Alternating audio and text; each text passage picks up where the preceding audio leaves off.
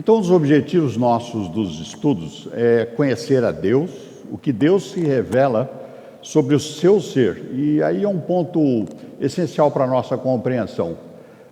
Não somos Deus que nós descobrimos e descrevemos como é usual dentro do nosso conhecimento. Nós, seres humanos, estamos, digamos, acostumados a aprender através daquilo que nós identificamos. No caso de Deus, Deus é que se revela para nós e diz o que Ele é e como Ele é. Então, essa é uma diferenciação extremamente importante para a nossa percepção e até aprofundamento do conhecimento de Deus, é nos dar conta que não somos nós que descrevemos Deus, não somos nós que identificamos quem é Deus, mas é o próprio Deus quem se revela para nós. E Deus se revela dando sinais da sua existência pela própria criação, mas particularmente através das suas manifestações e das manifestações das pessoas que Ele escolhe para declarar a sua vontade, que são os profetas.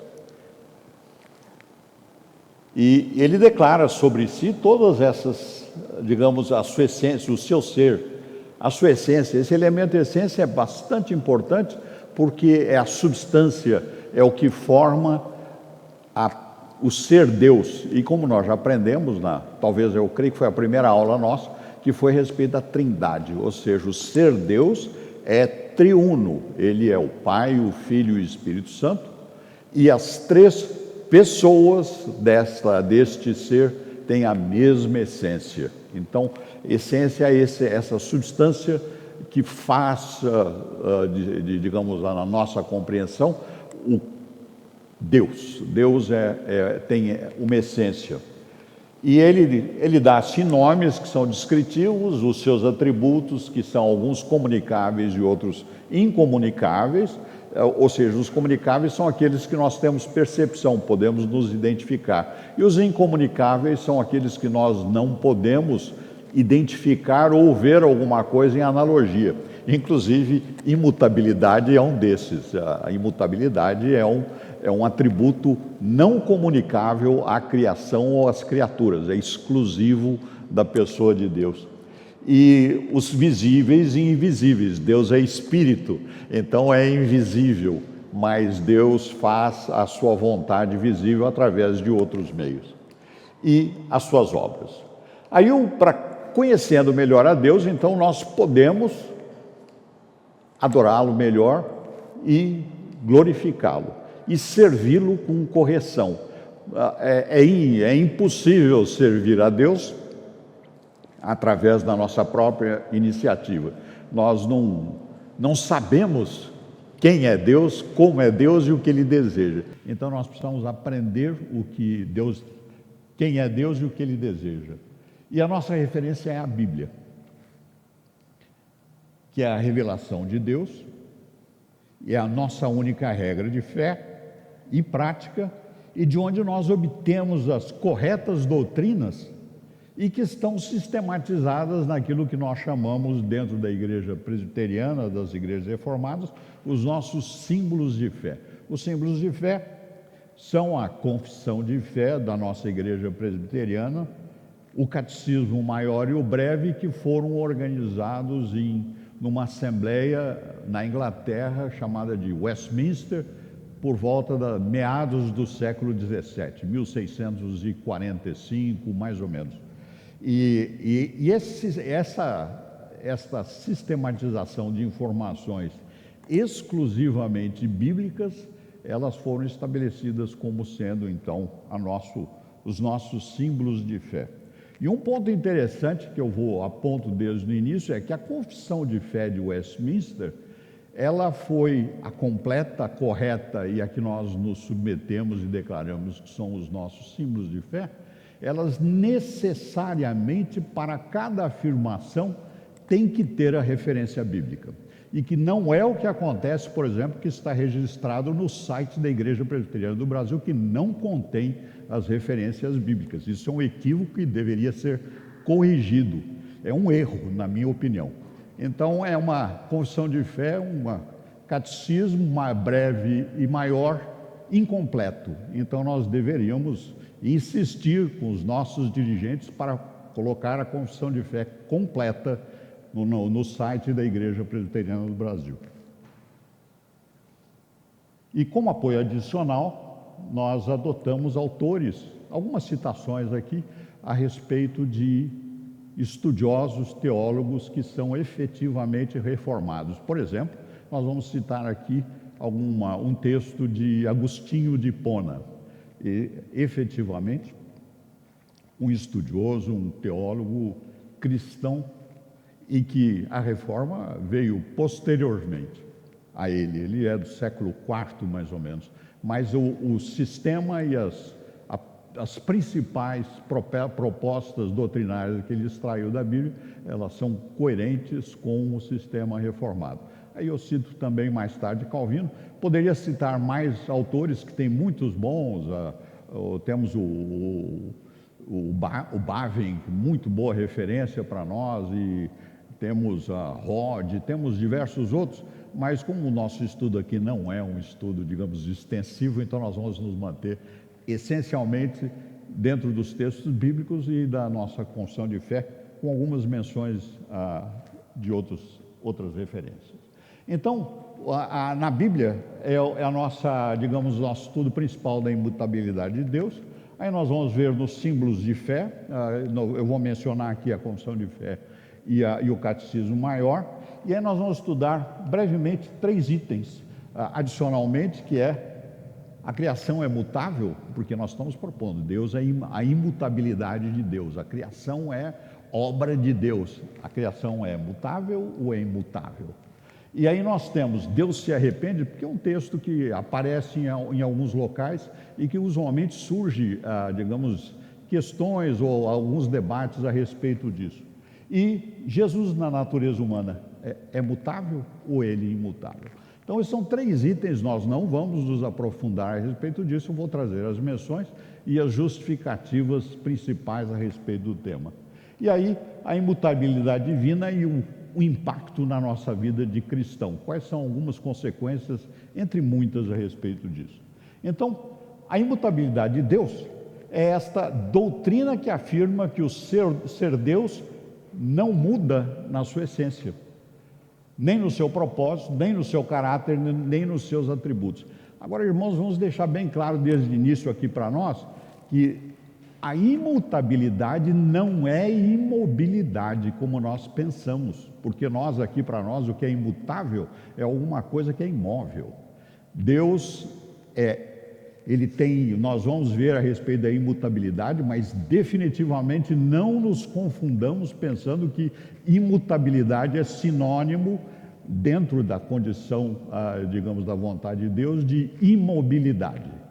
Deus nós sabemos e vamos ver pelos textos, que é um ser ativo, atuante, em que intervém e relacional. Relacionamento, como nós sabemos, que é algo de natureza, vamos dizer assim, quase que espiritual, não é física necessariamente, ela requer atividade mútua, das partes. Então, a imobilidade, a estaticidade não é imutabilidade, muito menos relacionado com o que a Bíblia nos revela sobre Deus.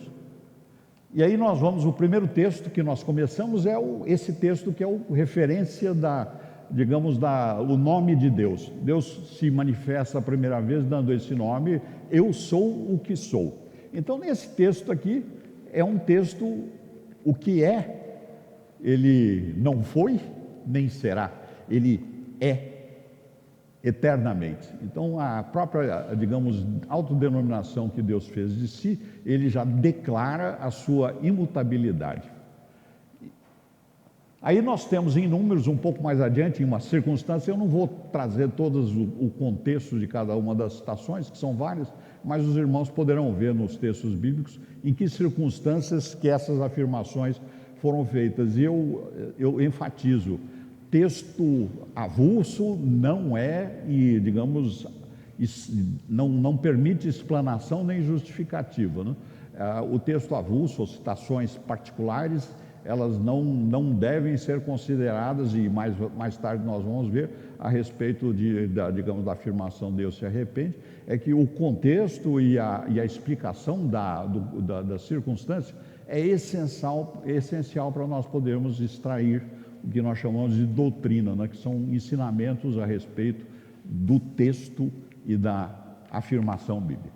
Então, nesse texto diz lá: Deus não é homem para que minta, nem filho do homem para que se arrependa. Porventura, tendo ele prometido, não o fará, e tendo falado, não o cumprirá. Então, a natureza imutável de Deus aqui é destacada pela sua fidelidade às suas promessas. Deus promete, Deus cumpre. Então, isso é, digamos, a palavra é segura e confiável e reflete o caráter divino. E aqui nós extraímos mais uma outra informação, que Deus não é homem, ou seja, não é para nós confundirmos Criador com criatura. Então, o homem não é Deus.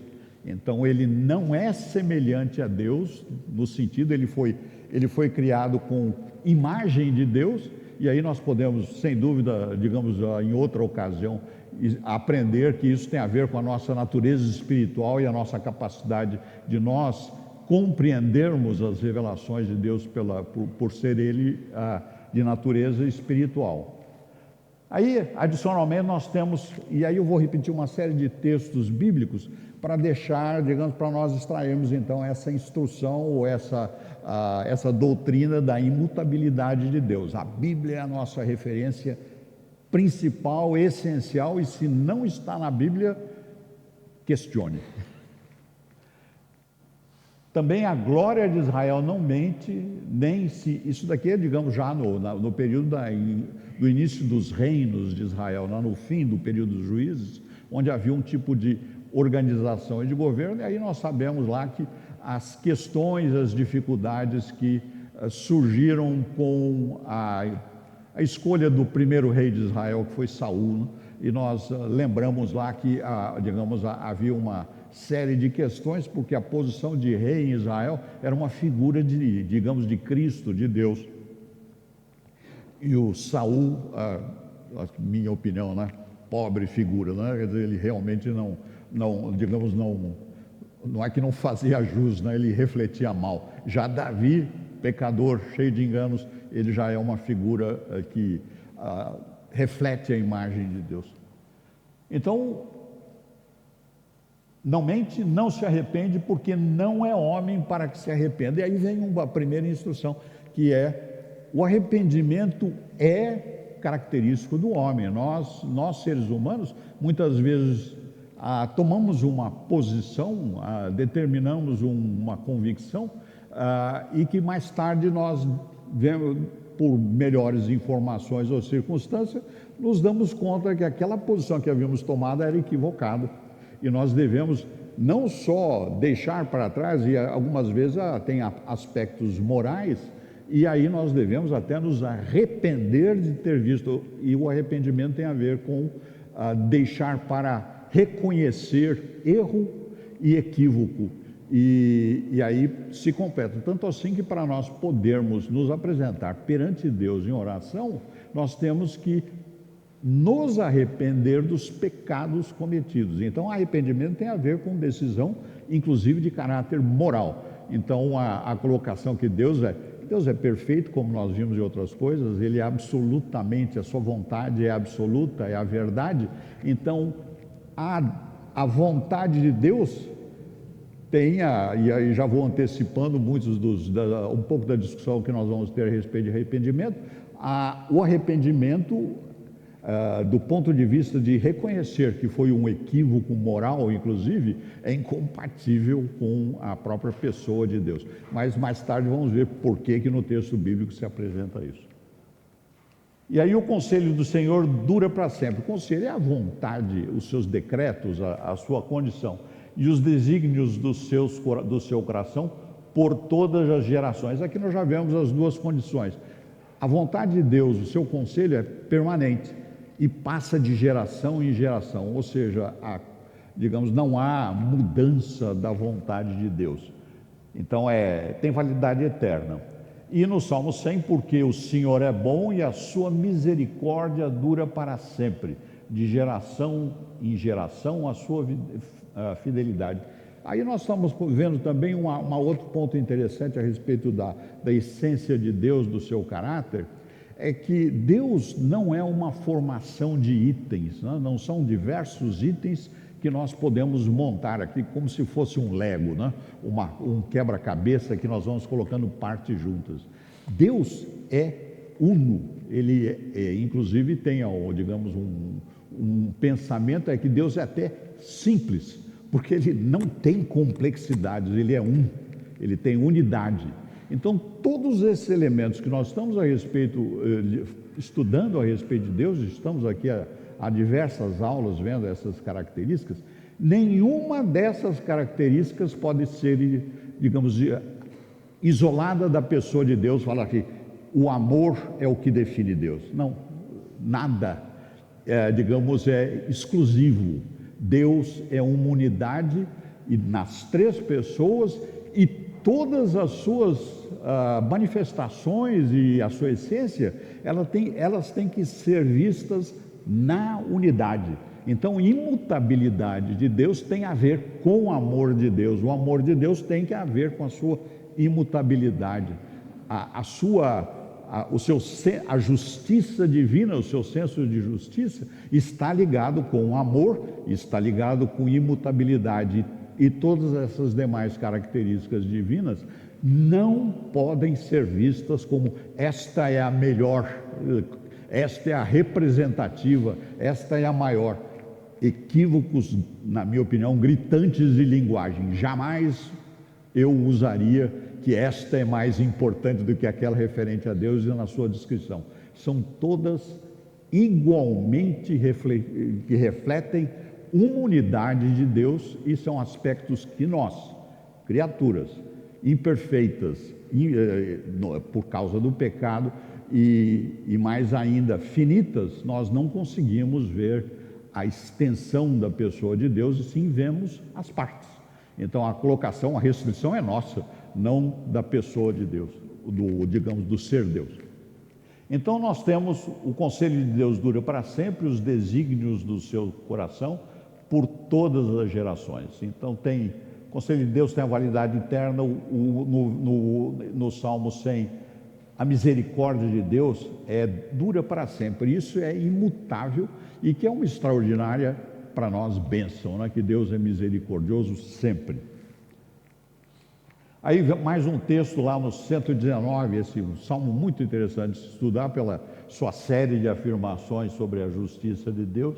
A justiça é a justiça eterna e a tua lei é a própria verdade, ou seja, a manifestação que Deus nos dá a respeito, por exemplo, dos 10 mandamentos, onde é uma síntese para nós nos orientarmos como criaturas. Ela é digamos, ela é verdade. Os 10 mandamentos não tiveram validade restrita a um período ali entre a saída do povo do Egito e até a conclusão do reino de Israel e de Judá. Não, ela é verdade para sempre. Ou seja, poxa, então quer dizer que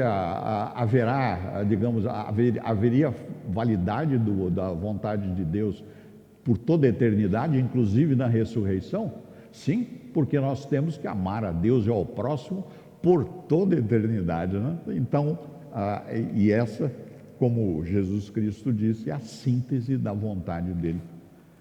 E aí Isaías tem também lá no meio de um conflito vamos assim, da conclusão ali dos reinos do reino de Israel, dividido em Judá e Israel, onde Isaías estava, digamos, profetizando ali a vontade de Deus. Ele diz: lembrai-vos das coisas passadas da antiguidade, que eu sou Deus e não há outro. Que é uma outra questão.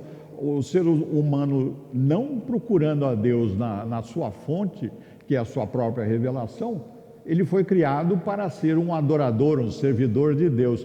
Então o ser humano vai atrás de deuses que ele próprio cria, e inclusive aquelas pessoas que recebem a revelação de Deus e rejeitam a Deus como um Deus que não lhe agrada. Então eles vão criar um outro Deus. Agora, Deus é o único Deus, o Senhor.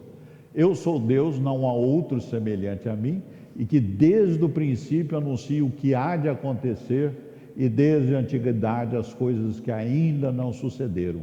Que digo, o meu conselho permanecerá de pé, e farei toda a minha vontade. É a onisciência absoluta de Deus, que é um outro elemento que absolutamente ligado à imutabilidade divina, ao amor de Deus. Não devemos, irmãos, em nenhuma circunstância, pretender examinar um dos atributos divinos separado dos outros. Eles são absolutamente integrados e unos, né? E a vontade inalterável demonstram a imutabilidade de Deus. Aí, em Malaquias, também um texto, digamos, da conclusão dos reinos, porque eu, o Senhor, não mudo, por isso vós, filhos de Jacó, não sois consumidos. E aí nós temos uma boa lembrança, que nós vamos ver um pouco mais tarde, a consequência da desobediência irremediável de grupos de pessoas na questão do dilúvio e de Noé. Ali é uma necessidade, mas só que Deus não consumiu a raça humana, mas Ele exerceu a sua vontade e a sua justiça de maneira, digamos, divina e consistente com o seu ser. E Deus não consumiu a raça humana porque Ele tinha o seu plano e a sua promessa. Pois não, uma pergunta?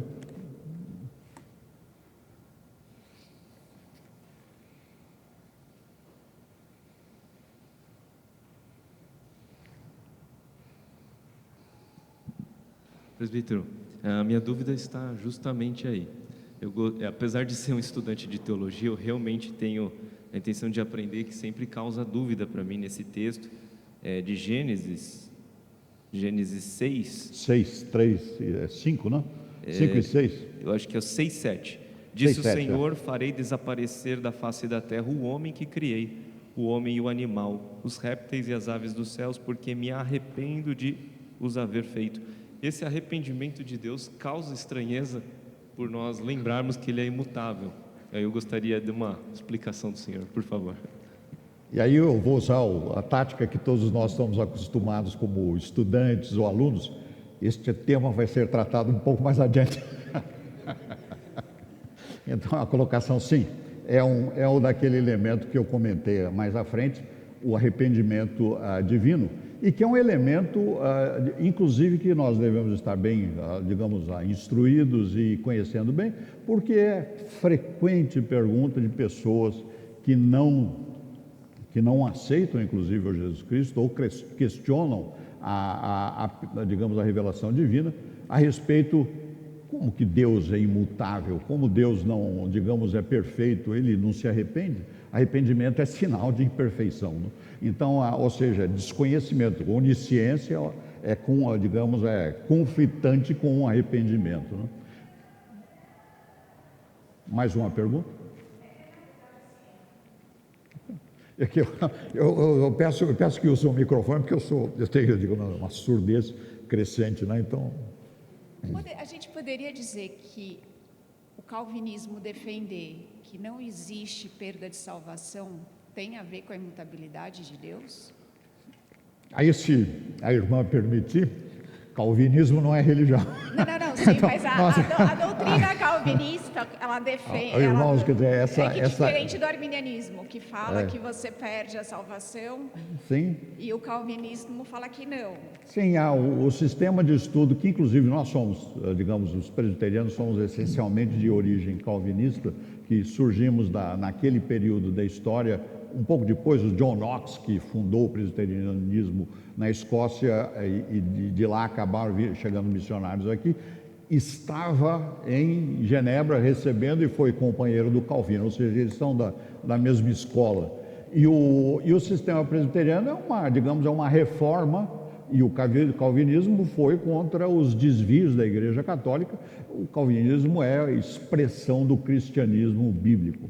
Então, no calvinismo, essa questão, por exemplo, do não arrependimento, da manutenção da imutabilidade da vontade de Deus, de toda uma série de temas relacionados com essa característica particular da revelação de Deus, ela foi restabelecida. O Agostinho e os colegas dele que, digamos, são considerados como pré-reformados, eles também mantinham a mesma posição. Então, na minha percepção, a questão é, este grupo de crentes, irmãos na fé, eles retornam para a Escritura, e não há uma particularidade maior no movimento calvinista, presbiteriano e reformado do que o retorno às Escrituras. Então, no retorno às Escrituras, nós então extraímos essas doutrinas e, particularmente no caso do calvinismo,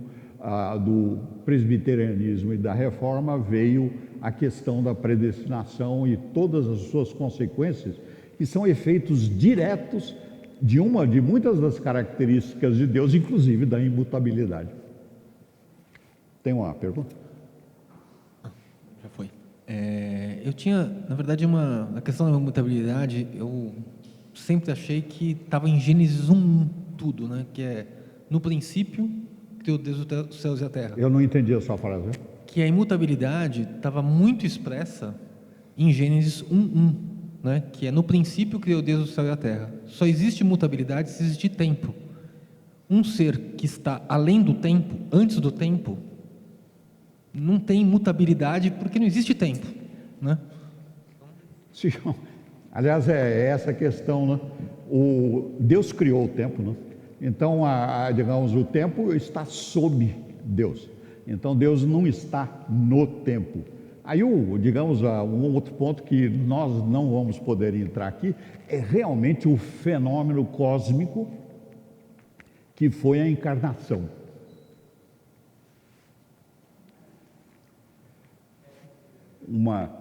E o meu comentário é: eu não vou entrar, digamos, na interessantíssima discussão sobre encarnação. Só vou tratar um dos itens dele, se nós pudermos.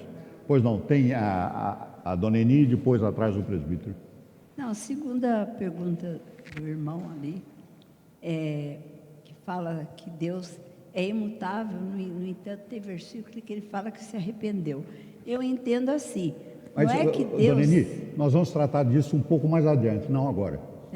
Tá bem? Porque senão a colocação, nós vamos abrir o debate e aí, digamos, desconjunta a nossa instrução. Permita, digamos, eu pedir para postergar a sua pergunta um pouco para mais adiante. Aí nós retornamos para isso. Agora nós não vamos tratar disso. Pois não. Acho que o presbítero levantou a mão, Eduardo. Não? Pois não. Então a colocação, irmãos, nós, digamos, não é isso não é que nós não vamos tratar, mas é que nós vamos tratar um pouco mais adiante desse tema. Então, se eu não chegar lá, digamos, os irmãos vão me perdoar, mas a minha intenção é chegar até aquele tema lá. Então, seguindo a nossa discussão, ou a nossa apresentação, né? Em Romanos, porque os dons e vocação de Deus são irrevogáveis. Veja o trabalho interessante. Então, isso tem a ver com cada um de nós. Nós recebemos dons de Deus, digamos, que foram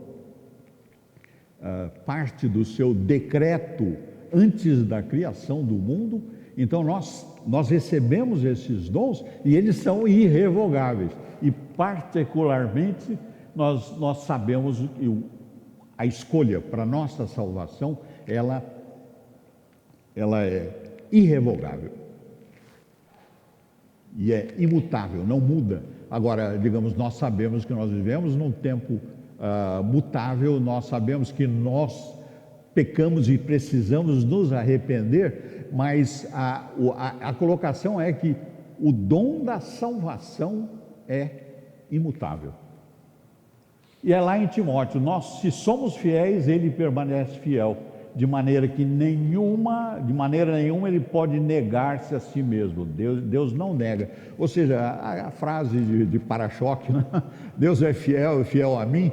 Não. Deus é fiel a si mesmo, como já foi várias vezes lembrado, que todos nós conhecemos. A fidelidade de Deus é a si, as suas promessas, e nós somos os beneficiários desta fidelidade de Deus, particularmente no que se refere às nossas relações. E aí, irmãos, continuem à vontade, qualquer momento aí, levantem a mão e aí eu posso usar da minha, digamos, autoridade aqui, vou tratar mais tarde do assunto ou tentar responder, ou até mesmo dizer assim, esse tema no momento não tenho como responder, né? Então, esperem uma dessas 3 alternativas. Aí tem em Hebreus, por isso Deus, quando quis mostrar mais firmemente aos herdeiros da promessa, aí veja bem, esse herdeiro da promessa tem a ver com a imutabilidade, né? Não, herdeiro de coisa certa, né? Nós vamos receber a herança, e como nós sabemos do texto, herdeiro só funciona quando alguém morre. Jesus Cristo morreu, ressuscitou e nós somos os herdeiros, né? Da promessa, a imutabilidade do seu propósito se interpôs com um juramento. Imagine, Deus jurou a si mesmo, né? Quer dizer, a verdade jurou sobre si mesmo. Quer dizer, digamos, como ele diz aqui, é duplamente, digamos, fiel, né? Mediante 2 coisas imutáveis, nas quais é impossível que Deus minta, e o forte alento que tenhamos nós, que já corremos para o refúgio, a fim de lançar mão da esperança proposta, a qual temos por âncora da alma, segura e firme, e que penetra além do véu. Ou seja, como diz, entra além do véu, como nós sabemos, é a presença de Deus, né? Então, essa nossa esperança da salvação por Jesus Cristo está firmemente ancorada na promessa do Deus imutável.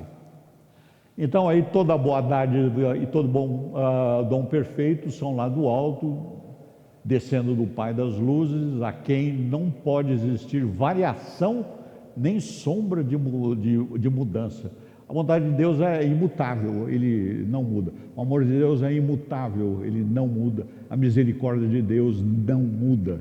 E isso, digamos, mais tarde nós vamos ver que essa imutabilidade deve refletir na nossa percepção a respeito disso, nas nossas orações. Então, mais tarde deixamos isso para discutir. As orações que nós fazemos a Deus, quando nós estudamos a pessoa de Deus, nós temos que entender, Deus é imutável, mas Ele é misericordioso, Ele é ativo, e mais tarde nós vamos ver também a respeito da mutabilidade da criação e na criação.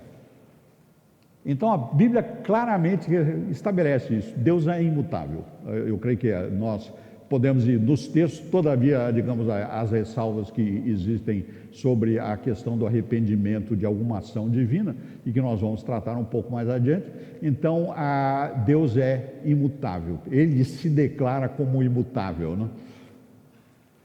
Aí na confissão de fé, e aí é o ponto que eu comento, eu só pus aqui os textos que estão na confissão de fé, referente ao que eu tratei aqui, que é a imutabilidade de Deus, as 2 vezes. Os textos que os escritores da confissão de fé, digamos, eles primeiro, talvez os irmãos saibam, inicialmente lá na Assembleia de Westminster, eles levaram 2 anos, 2 anos e meio para fazer a confissão de fé, os catecismos, e enviaram para o parlamento que tinha determinada organização, o parlamento inglês, que tinha determinada organização, e a Assembleia de Westminster para tratar do tema. Aí depois desses 2 anos e pouco, eles mandaram a confissão de fé e os documentos, sem as citações bíblicas. Aí o parlamento devolveu e falou, põe as citações bíblicas, senão não podemos aceitar. Então, graças digamos, a Deus, o parlamento instruiu a Assembleia para se corrigir nessa omissão, e que nós devemos fazer a mesma coisa com a nossa denominação. Ponha as citações bíblicas na confissão de fé. E quem é Deus? Aí é o outro documento. Deus é Espírito, nós passamos rapidamente, eu não li. Há um só Deus vivo, verdadeiro, o qual é infinito em seu ser, perfeições, Ele é um Espírito puríssimo, invisível, sem corpo, membros ou paixões. Veja, Deus não tem paixão, Ele não fica dominado pelo ódio. Quando Deus diz que Ele odeia o pecado, e veja bem, Deus odeia quem peca no sentido de, digamos, estar em desconformidade e contra Ele. Como nós vemos lá, o caso, digamos, do dilúvio. Então, é motivo para a morte das pessoas. Aliás, o pecado, que é a desobediência a Deus, causa a morte da criatura. Então, é gravíssima, seríssima a questão da vontade de Deus. E Deus não tem paixão. O ódio de Deus é de justiça, não é de paixão humana, que Ele foi tomado de uma ira e não se conteve e destruiu a raça humana. Não é assim. A ira de Deus é uma ira absolutamente amorosa, justa, misericordiosa e imutável. Então, esses elementos, veja, na justiça de Deus, eles não mudam em nenhuma circunstância. Não é naquele momento Deus deixou de ser amoroso. Não, nunca deixa de ser. Pelo amor à sua verdade, Ele mantém isso. Pergunta?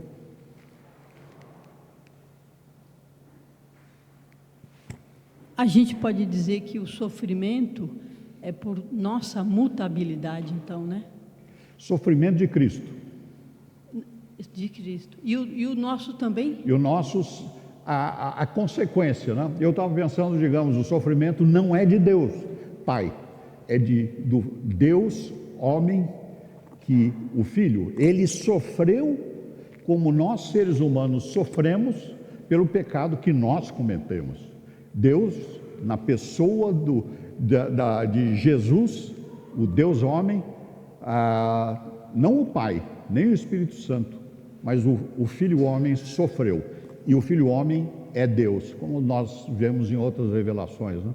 Então o sofrimento digamos, nosso. Deus não está sofrendo, porque o sofrimento, como nós temos experiência, ele é passageiro, né? Deus é imutável, então é incompatível uma condição com a outra. Ele é imutável, imenso, eterno, incompreensível. E aí é um ponto importante, ele é incompreensível no seu todo. Deus faz revelar através de aspectos, e Ele faz de tal maneira que nós, criaturas que Ele fez, possamos compreender. Então tudo que é revelado na Bíblia considera a nossa condição de criatura limitada. Então a Deus, não é que a Bíblia está espelhando a pessoa de Deus, que é impossível, porque inclusive Ele é infinito, mas Ele vai revelando o que Deus deseja e que é necessário que nós, suas criaturas e seus filhos adotados, compreendamos. Fazendo tudo para a sua própria glória, segundo o conselho da sua própria vontade reta e imutável. Então esses 3 textos estão na confissão de fé como referência para aquelas afirmações que nós falamos, da imutabilidade.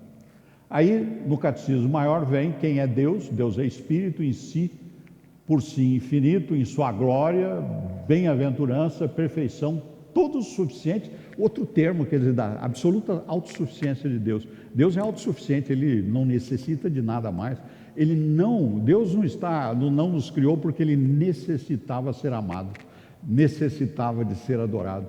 Ele criou para nós por sua própria glória, digamos, pela sua condição maravilhosa, e nós, sim, temos necessidade de adorar a Deus e de servir a Deus. Nós somos criaturas que fomos criadas para servir a Deus. E aí Ele tem infinito em poder, sabedoria, santidade, justiça, misericórdia, clemência, longânimo, cheio de bondade e verdade. E aí um texto que eles usam para somente o imutável. Todas as demais características da essência divina, elas estão justificadas, cada uma delas, por textos bíblicos. Eu não coloquei aqui porque não era o assunto que me cabia, né? Aí vem este ponto. Então, olhando que Deus é imutável, a criação, obra de Deus, ela é mutável. Então, o que nós vemos? Lá no Salmo 100, em tempos remotos lançaste os fundamentos da terra, os céus são obra da tua mão, das tuas mãos, eles perecerão, mas tu permaneces. Todos eles envelhecerão. Você veja, a criação, envelhecerão como uma veste, como roupa, como roupa os mudarás e serão mudados. Tu, porém, é sempre o mesmo e os teus anos jamais terão fim. E aí mais uma lá em Mateus, que Jesus falava, passará o céu e a terra, porém as minhas palavras não passarão. Ou seja, Deus revela, a criação é mutável e mais, esta criação tem um tempo.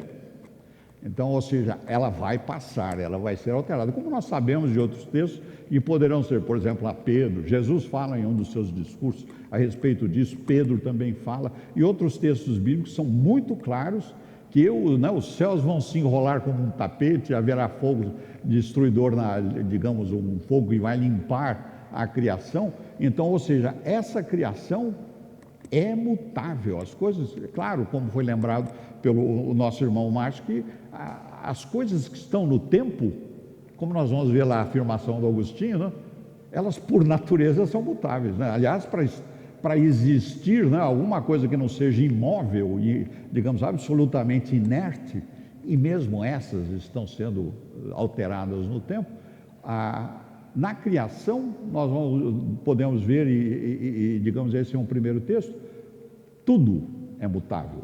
A criação, todos os seus elementos são mutáveis. Aí, trago aí a afirmação que um texto que, digamos lá do Agostinho, que é mais longo, e eu tirei digamos, a essência para nós aqui, para a nossa discussão, e eles estão lá no livro de Confissões dele, e tem uma tradução que os especialistas dizem que é muito boa, que foi feita lá pela Companhia das Letras, uma edição Pinguim, acordo lá com a editora Pinguim, e é Confissões do Agostinho de Hipona. Eles estão no livro, digamos, na edição Confissões, aí tem aquele, chama livro 7, capítulo 8, e nos escritos lá do Agostinho, esse livro seria o que nós usualmente chamamos de capítulo, né? E o capítulo parágrafo, né? Quer dizer, não é assim uma leitura extensíssima, mas é bem interessante. E aí eu vou ler lá o que pegou. O Agostinho, um irmão na fé que viveu lá no século IV, disse: com efeito, tu, Senhor, fizeste o mundo a partir da matéria informe, que fizestes a partir do nada. Disseste, seja feito, e assim se fez.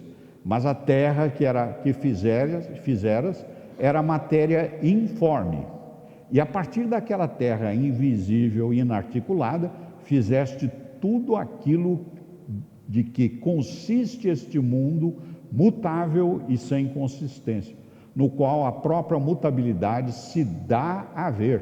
Quer dizer, realmente para nós vemos com naturalidade que tudo muda. Aliás, é uma premissa que nós usamos, imutável, porque Deus se revela para nós, é só Deus, né? E na qual a própria mutabilidade se dá a ver, e nela os tempos podem ser percebidos e medidos, porque os tempos nascem pela mutação das coisas à medida de que variam e se transformam as aparências. Ou seja, já lá, e até os próprios filósofos gregos lá, já se davam conta que os tempos, né, o que está no tempo, ele se altera, digamos, envelhece, ele se decompõe. Nós dizemos a rocha, né? Uma rocha de granito, para nós é uma coisa, imutável. Lê do engano. Ela é absolutamente, ela se desfaz. Uma grande rocha de granito, se você expor a variação de temperatura, ela vira pó. Então ela desmonta, desfaz, né? Então a colocação, nós mesmos, né? Nós pensamos que um tempo ali não passa, particularmente se nós estivermos no dentista, mas a colocação é que passa e passa, digamos, e tudo nesta criação está mudando. E a mutabilidade não é um problema pecaminoso, porque Deus é que criou o tempo. Então, a colocação da mutabilidade é que nos diferencia e que nós nos dá conta que nós estamos na criação e Deus, imutável, é o Criador. Ele atua na criação, mas ele não está submetido à criação. Não? Ele não, esse ponto é um ponto que, para a nossa compreensão do dia a dia e das nossas relações uns com os outros e com Deus, nos ajuda muito digamos, a servir bem a Deus. Né? Aí, algum ponto anterior lá na questão da mutabilidade, da criação ser mutável? Pois não.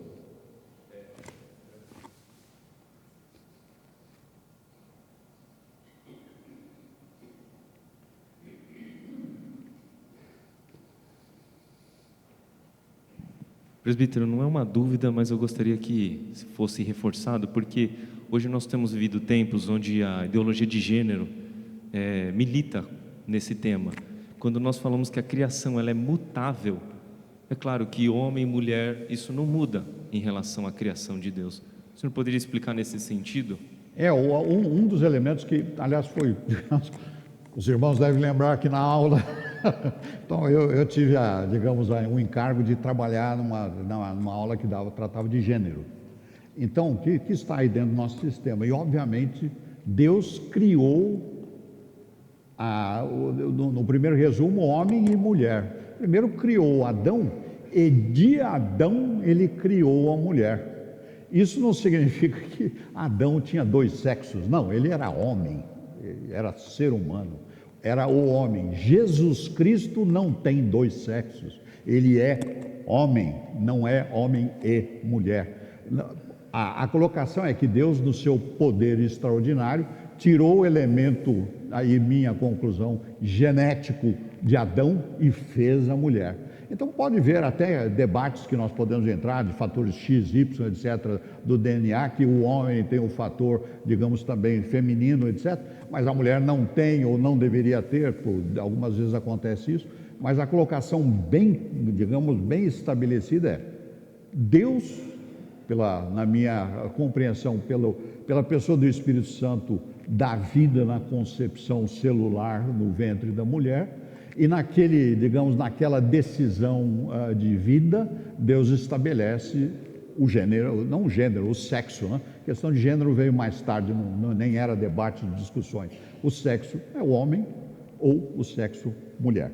Existem questões, algumas vezes, digamos, devido na minha opinião, digamos, a contaminação e o pecado, em que existe elementos, digamos, masculinos e femininos na mesma pessoa, mas isso é essencialmente uma condição bastante limitada, e aí nós poderíamos tratar numa outra ocasião. Uma pergunta? Presbítero, quem? Pode lá, levar lá, por favor. A gente pode entender a conversão como uma ótima mutação? A conversão não é uma mutação, é uma nova vida que Deus coloca na pessoa. Então é como se nós estivéssemos sendo concebidos no ventre da nossa mãe.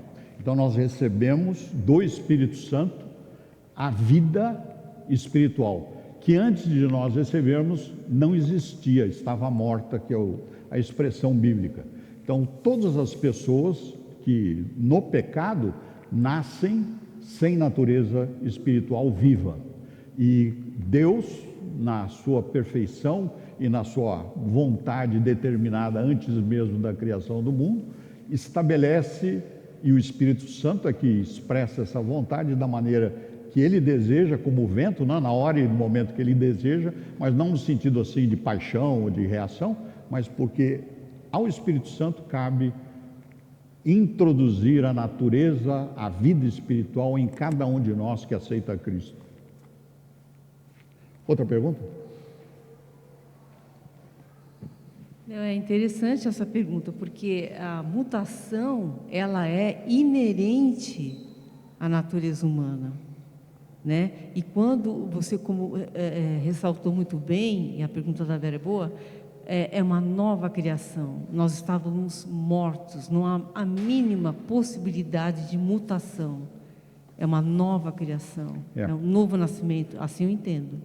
Aí vem, digamos, nós estudando esses elementos, aí vem a compreensão de quando, digamos, Pedro, em outros textos, fala, digamos, vocês são uma nova, digamos, um novo povo. Nós somos uma nova, vamos dizer assim, não podemos chamar de espécie, mas nós somos novas criaturas e a nossa descendência, do ponto de vista espiritual, é de Jesus. Diferente da nossa diferença da nossa geração carnal, que é de Adão. Quer dizer, são duas fontes de vida, né? De origem. Adão, que nós temos, e Jesus, que nós crentes recebemos do Espírito Santo. E aí, não vou chamar de espécie, porque aí, digamos, eu não tenho, digamos, a autoridade para estabelecer isso, mas definitivamente, quando se determina que nós somos um povo escolhido, nação eleita, e vem a determinação, e aí, irmãos, recebam isso com, digamos, com amor e paciência. E quando vem a determinação para que, quando nós vamos escolher no casamento uma pessoa que vai ser o nosso cônjuge para a vida em Cristo, é absolutamente importante que os dois cônjuges sejam da mesma raça, cristãos. Então, porque senão vai haver um conflito de, no mínimo, cultura. E aí, eu peço, com amor e paciência, recebam essa minha opinião pessoal. Isso daqui não é doutrina nem teologia, mas tem registro na Bíblia recomendando isso. Então, voltando à questão de Deus se arrepende. Aí nós já vimos os dois textos, né? Deus não é homem, a glória de Israel. E aí vem o texto que foi lembrado pelo o seminarista Napoleão, né? E que eu vou fazer a leitura aqui. Viu o Senhor que a maldade do homem se havia multiplicado na terra e que era continuamente mal todo o desígnio do seu coração, e então se arrependeu o Senhor de ter feito o homem na terra, e isso lhe pesou no coração. Disse o Senhor: farei desaparecer da face da terra o homem que criei, o homem, o animal, os répteis, as aves dos céus, porque me arrependo de os haver feito.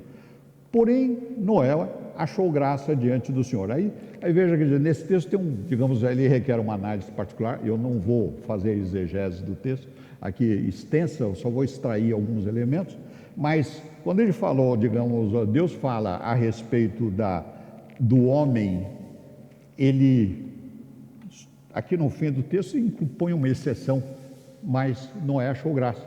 Ou seja, não era toda a raça humana que estava para ser extinta, mas Deus havia determinado que aqueles que haviam se rebelado contra Deus, daquela maneira, absoluta, quase, não vou ousar a dizer absoluta, mas usar o texto aí que ele usa. Então, a maldade que havia se multiplicado e continuamente o mal de todo o desígnio do coração, ou seja, o coração daqueles chamar de antediluvianos, né, daqueles descendentes de Adão e Eva, à exceção de Noé e sua família, continuamente eram maus. E Deus determinou que naquele momento era necessário que fosse extirpado. E não foi uma decisão de momento. Aqui Deus é imutável. Todas as coisas que Ele faz é do seu eterno decreto antes da criação do mundo. Então, mas vamos ver aqui, vamos olhar alguns elementos.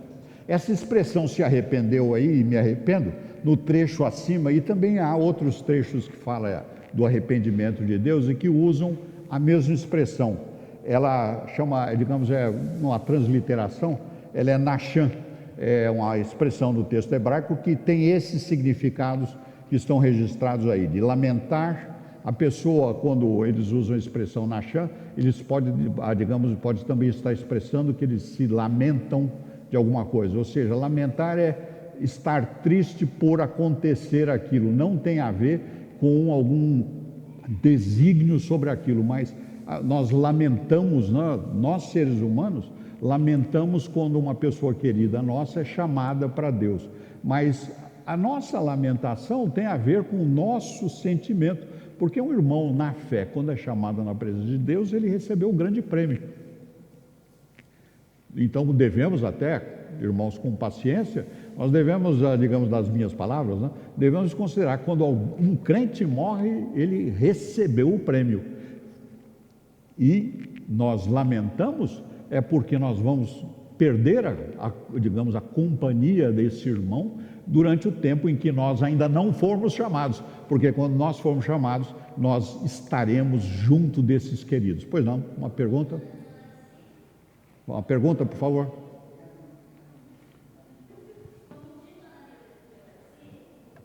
Eu não escuto, desculpa, eu não estou ouvindo. Como diz Dona Neuraci, o crente quando morre, ele é promovido. Promovido? Essa é uma expressão que eu adotei. Então, nós estamos aqui nesse tempo e nós vamos receber o que é, digamos, o nosso grande prêmio. Então, isso para mim é uma grande promoção. Então, nós fomos promovidos para a nossa natureza eterna e é similar à de Jesus Cristo.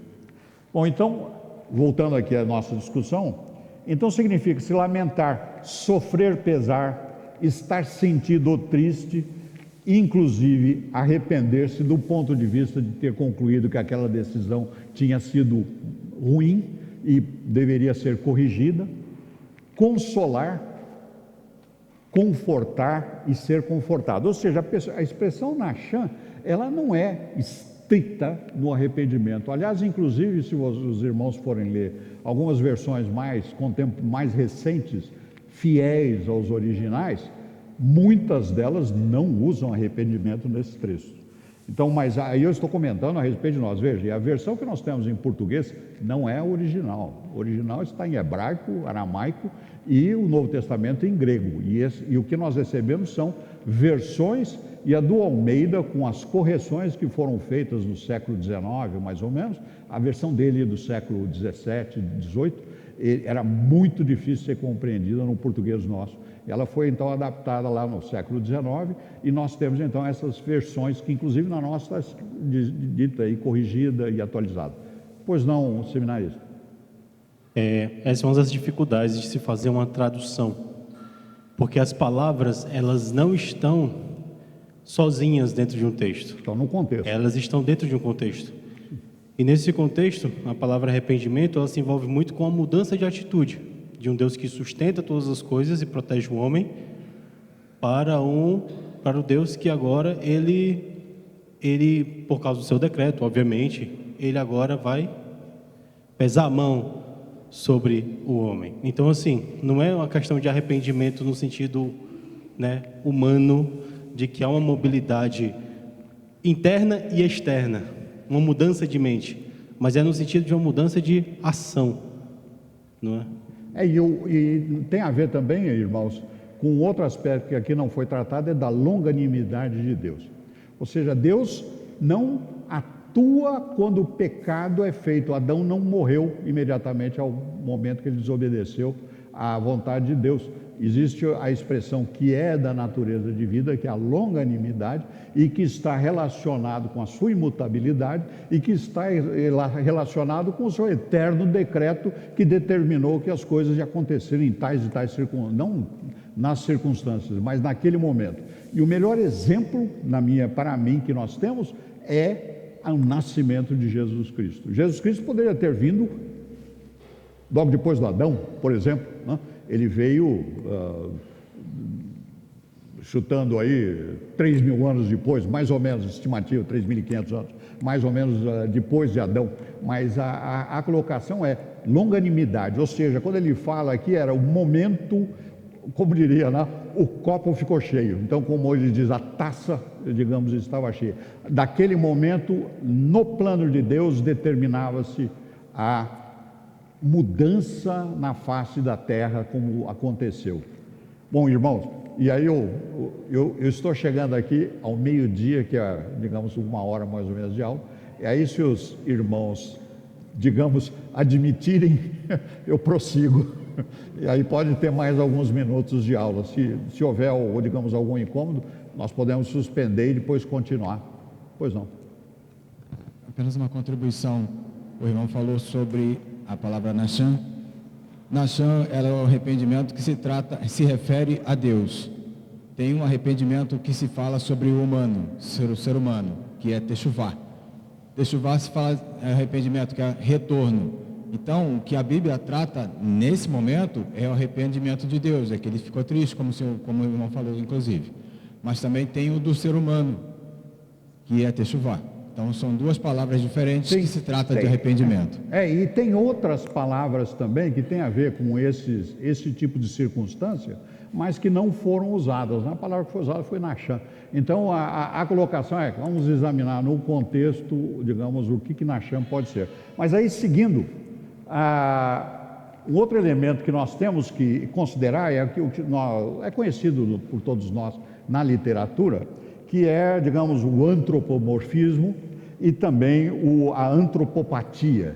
Então, esses dois elementos, o antropomorfismo tem atribuído, nós, seres humanos, que usamos linguagem, nós atribuirmos alguma forma, caráter também, mas particularmente a forma, a objetos que não são humanos. Exemplos claros disso acontece frequentemente na Bíblia. A mão de Deus, os olhos de Deus, digamos, o olfato, o aroma que é agradável a Deus, como se Deus tivesse olfato, né? Então, todos esses elementos são antropomorfismos que são atribuídos a Deus. E veja, esse antropomorfismo não é de origem ou de iniciativa do escritor. Isso é fruto da revelação que Deus deu para o seu profeta registrar. Ou seja, Deus, conhecedor das nossas limitações, Ele nos dá elementos para que nós possamos. E é uma das características típicas nossas como ser humano, é que nós fazemos, os nossos pensamentos, registros e memórias são por analogia, nós fazemos tudo por semelhança. Então, nós somos criaturas analógicas. Então, sem analogia, a nossa compreensão, digamos, é praticamente, não vou chamar de nula, mas é muito baixa. Então, a analogia é essencial.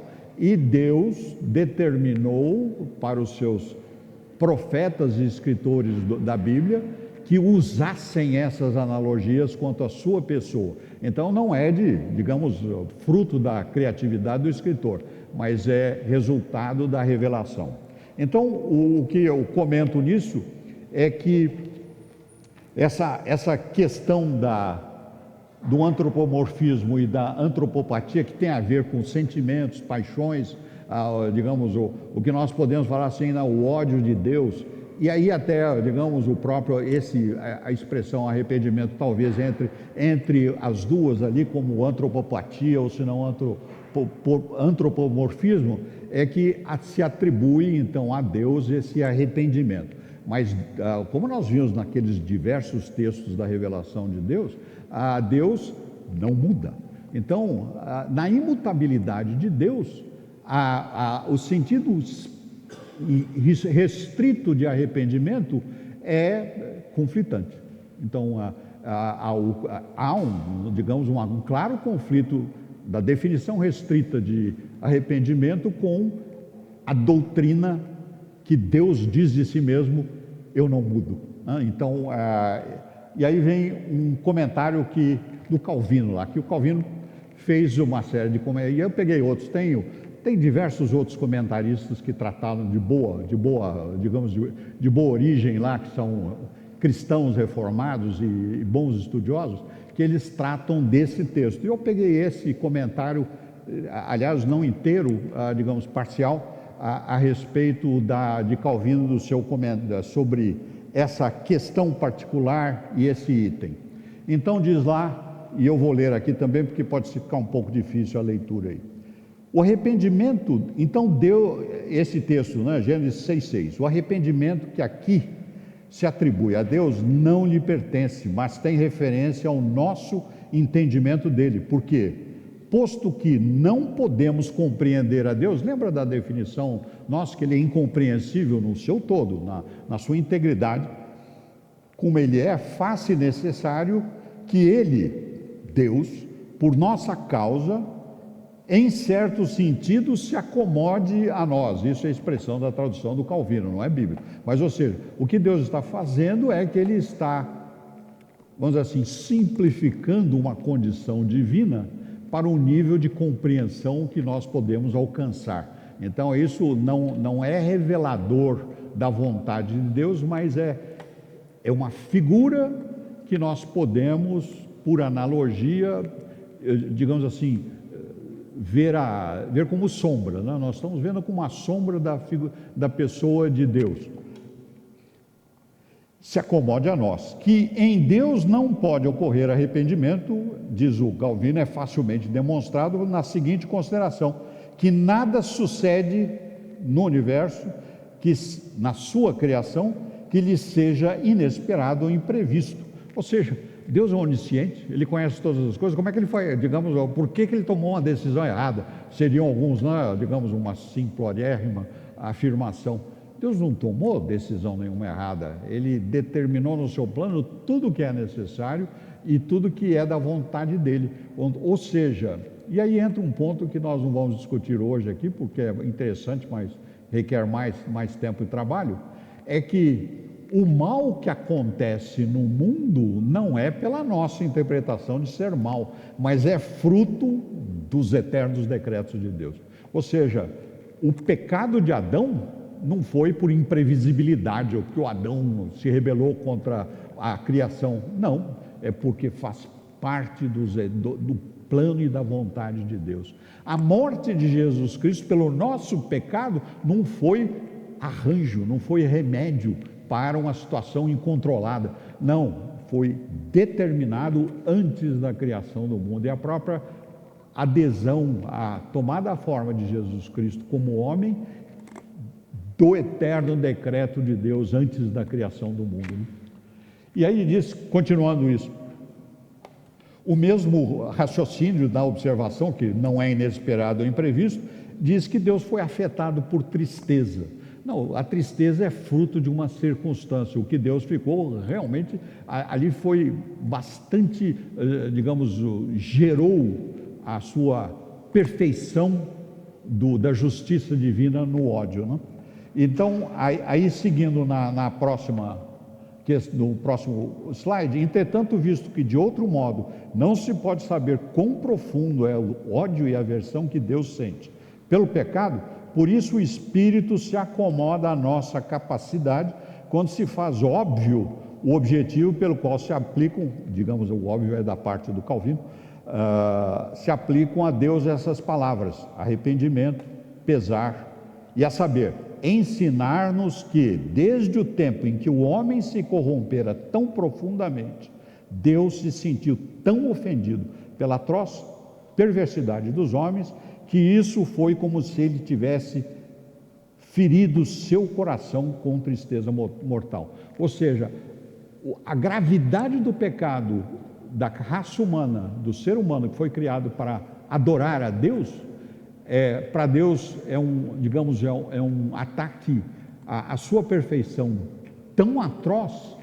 que ele faz essa analogia para nós compreendermos que é gravíssimo o que aconteceu. Então, as ações de Deus estão absolutamente contextualizadas e compatíveis com a sua justiça, né? Que não muda. Aí, seguindo o terceiro item da conclusão, portanto, aqui há uma inexpressível antítese entre aquela natureza íntegra que fora criada por Deus, o Adão do início da criação, e a Eva, e aquela corrupção que se originou do pecado.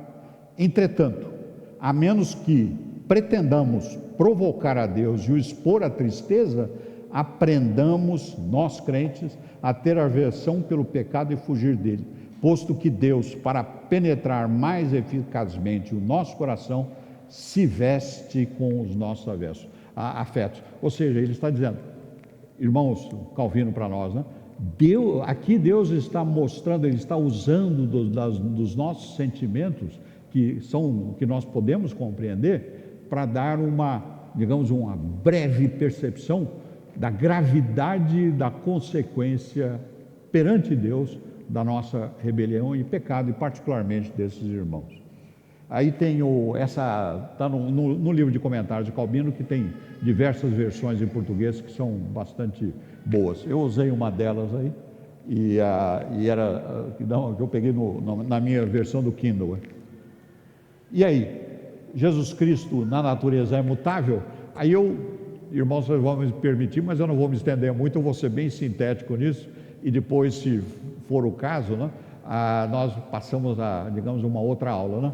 E aí, só para trazer, em Lucas, aí os irmãos conhecem, é a anunciação lá digamos, para Maria, de que ela ficaria grávida, ocorreria uma concepção na Maria. E aí ela faz a discussão que nós conhecemos, né? Ela pergunta,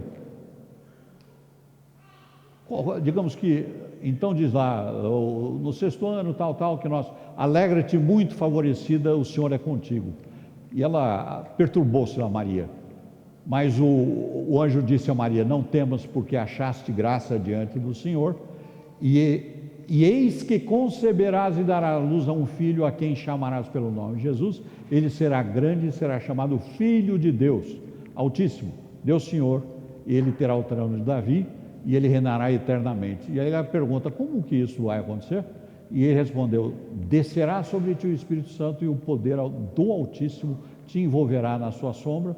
Por isso esse ente santo que há de nascer, será chamado Filho de Deus. Jesus, homem, foi criado. Ele, criado, usando a natureza humana da Eva e a concepção pelo Espírito Santo.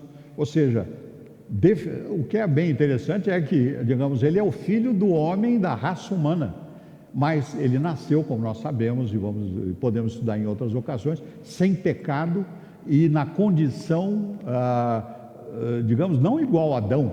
Jesus Cristo é muito superior a Adão, porque o pai dele, literalmente, ele é divino, digamos, na sua origem, digamos, em Maria. Então, o que nós podemos ver mais tarde ele crescia em sabedoria, mutável, a criança, Jesus, estava mudando, e ele foi crescendo até se tornar um adulto, obviamente, sinais de mutável. E aí diz, na conclusão da obra de Jesus Cristo na cruz, ele estava, depois vendo Jesus que tudo havia sido consumido, para se cumprir a Escritura, disse, tenho sede. Estava ali um vaso cheio de vinagre, embeberam de vinagre, uma esponja, e fixando-a num caniço de isopo, lá chegaram à boca. Quando, pois, Jesus tomou o vinagre, disse, está consumado, e inclinando a cabeça, rendeu o espírito. Morreu. Sinal claríssimo de mutabilidade. Então, Jesus, o homem Deus, digamos, natureza, e veja, não é na pessoa, na natureza humana, morreu, ele é mutável. E ele ressuscitou, digamos, subiu aos céus e está sentado à mão direita de Deus Pai Todo-Poderoso. Todo um processo ligado, inclusive, como lembrou o nosso irmão Márcio, ao tempo. Então, Jesus, homem, é parte da criação, ele está no tempo. Pois não? Pergunta? Eu não ouço. Então, poderia dizer, no caso, que ele é eterno. Ele é eterno porque... É mutável.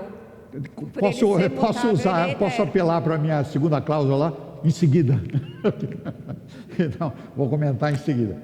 Então, diz aqui, aí tem eu recomendo aos irmãos que leiam aqui a Confissão de Fé, que inclusive está em boas partes das Bíblias, e que ela descreve todas essas condições, mas vamos mais à frente do ofício que era necessário que Jesus Cristo, porque aí tem, irmãos, só para ponderar, o sofrimento que foi mencionado pela nossa irmã, digamos, Vera aqui, há pouco, o sofrimento que Jesus sofreu e recebeu na cruz, ele recebeu a ira de Deus sobre todos os pecados daqueles que Deus havia escolhido antes da criação do mundo.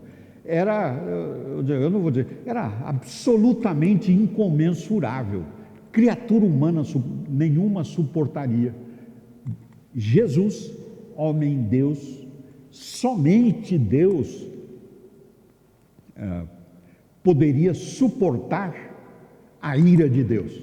O ser humano, digamos, não vejo expressão, né? Aniquilado, seria desaparecido. Então era absolutamente necessário o nascimento e a conjunção, digamos, nós temos uma palavra que eu vou trazer um pouco à frente, que é a união das duas naturezas.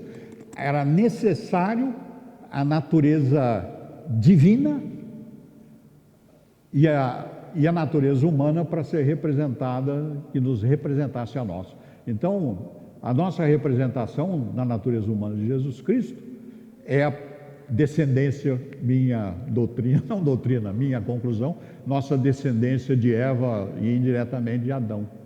Agora, a natureza de Deus Pai em Jesus Cristo na pessoa homem foi quem suportou o peso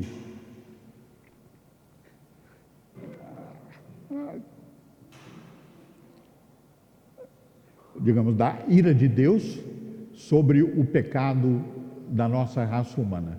E a natureza humana de Jesus Cristo morreu.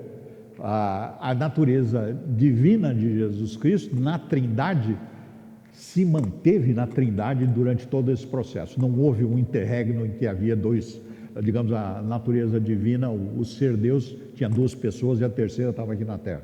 Então, digamos, esse é um outro ponto que nós não vamos debater, mas é bastante interessante. Aí, o que eu estou chamando é a união hipostática.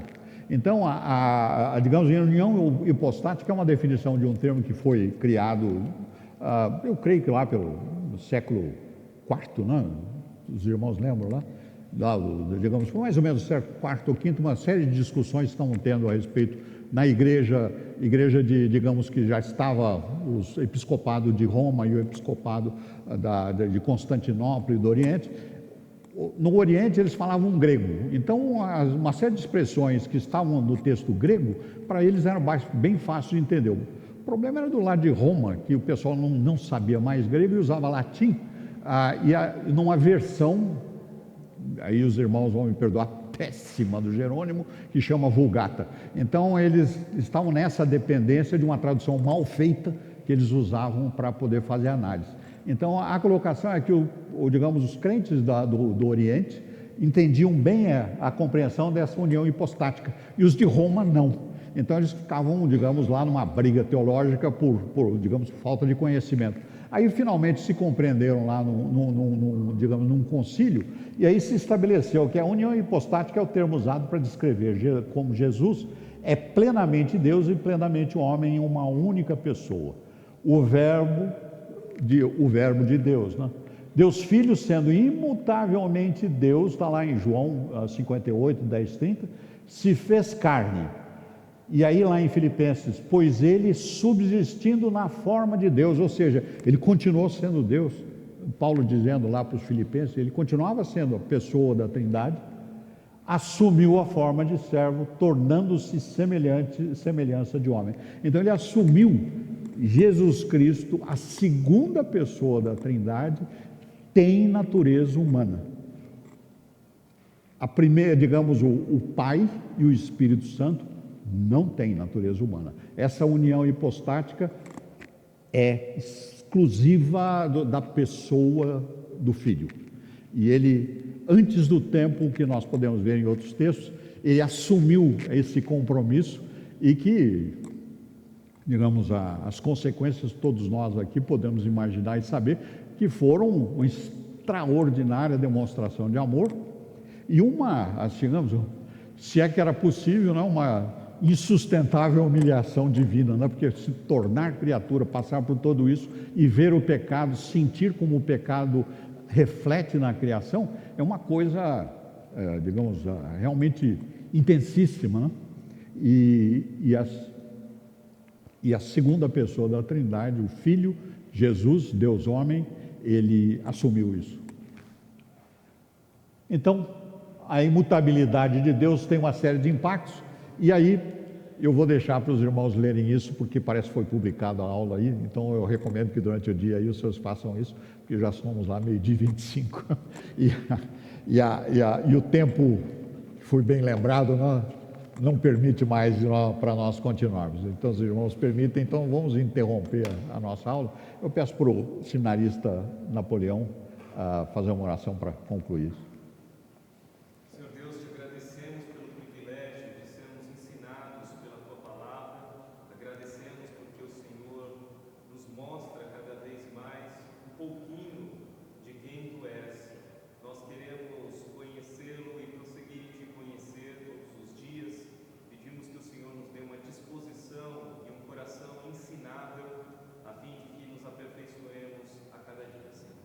Agradecemos pela vida do presbítero Marcos, teu servo fiel, que expôs esse tema difícil da tua imutabilidade.